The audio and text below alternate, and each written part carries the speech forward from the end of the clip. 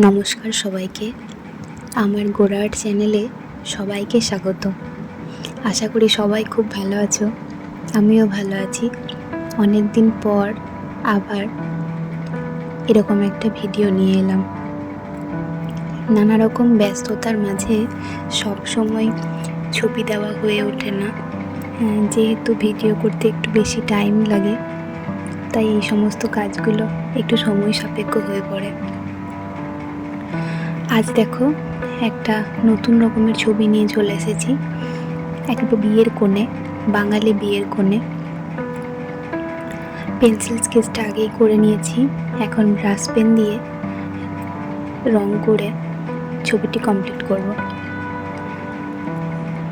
আশা করছি আগের সমস্ত ভিডিও তোমরা চেষ্টা করেছো এবং আমি যেরকমভাবে সহজভাবে সব জিনিসটা দেখানোর চেষ্টা করি সেগুলো নিজেদের আয়ত্তে আনতে পেরেছ।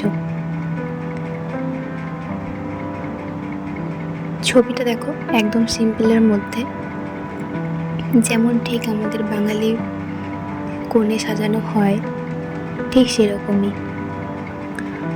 তো দেখো আমি এখানে তো ব্রাশ পেন ডোমসের ইউজ করেছি, কিছু কিছু ক্ষেত্রে ক্যামেলের। আর ছবি সেট করার ক্ষেত্রে তো আগেই বলেছি, প্রথমে হালকা কালার দিয়ে শুরু করবে, তারপর শেড বোঝানোর জন্য ডিপ কালার ধীরে ধীরে দেওয়া হবে। এখানে আমি মুখের রংটা আগে করে নিয়েছি, মুখের এবং গায়ের যে স্কিন কালারটা আছে সেই কালারটা দিয়ে। তারপর হাতে যে পান পাতা ধরে আছে সেই পান পাতার রং করেছি। আচ্ছা, একটা কথা দেখো, এখানে যে ছবিটা এঁকেছি চোখ, নাক, মুখ, সেগুলো কিন্তু একদমই যতটা সহজ করে দেখানো যায় সেরকম, শুধু কয়েকটা লাইনের মধ্যেই, বিশেষ কিছু শেড কিন্তু ব্যবহার করিনি গো, যাতে করে তোমরা সবাই পারো।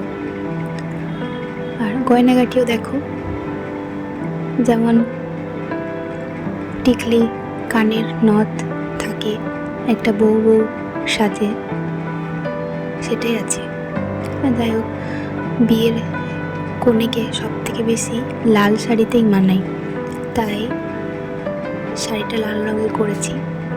আর ওড়নার ক্ষেত্রে দেখো আমি এটা একদম ধোয়া যে পিঙ্ক কালারটা হয় সেই পিঙ্ক কালারটা ব্যবহার করছি।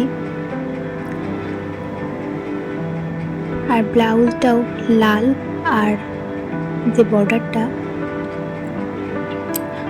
ব্লাউজটা লাল বলতে ভুল করলাম, লাল ও হলুদের বর্ডার বলতে গেলাম।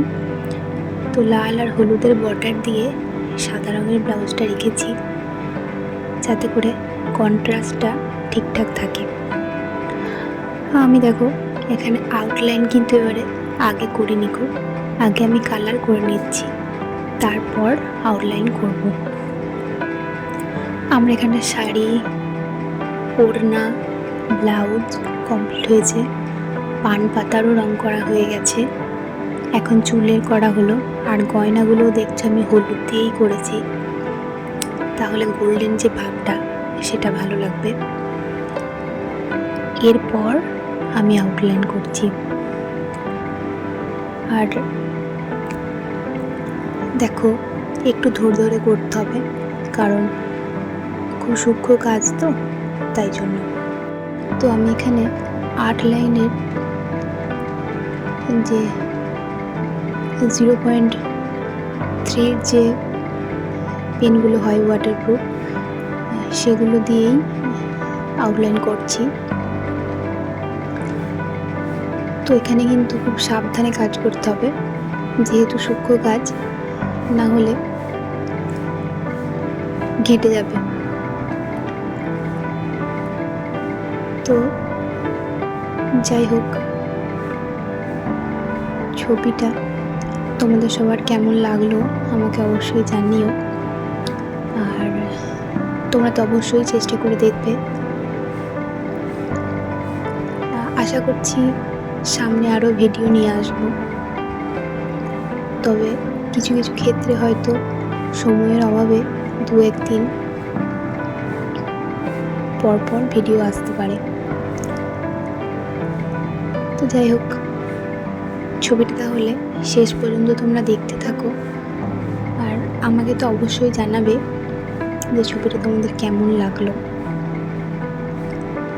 আর আমার ছবি ভালো লাগলে লাইক, শেয়ার, কমেন্ট অবশ্যই করবে, আর আমার চ্যানেলটাকে অবশ্যই সাবস্ক্রাইব করে দিও।